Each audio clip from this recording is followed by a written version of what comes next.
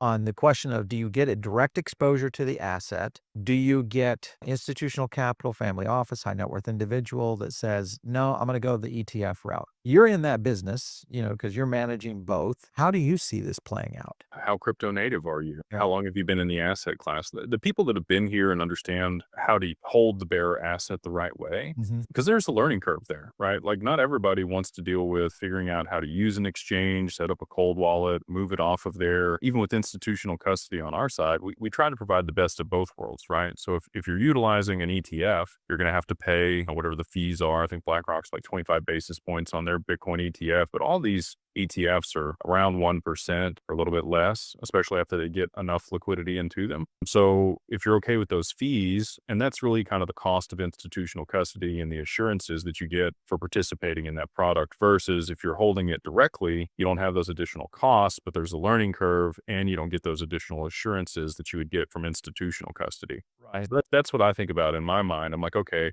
it's going to cost me 1%. It's kind of the insurance that this is good. Liability is on the other person. It's not on me. And I get that warm and fuzzy that I wouldn't get if I was holding it myself. And family offices, some of them are very private and they would prefer to hold the asset themselves and figure that out and employ the people. But I think you're going to see the majority of the adoption from institutions and family offices as a whole, probably more on the structured product side, because that's also easy to report on. A lot of the frictions that we've had is Adapar and Orion and Black Diamond and all these reporting softwares aren't interoperable with these exchanges or custodians. And so for them to be able to see their full portfolio, a lot of it's manual entry unless you're just buying a structured product that's inside your traditional portfolio and you have full visibility. So I think most people are probably going to go that way.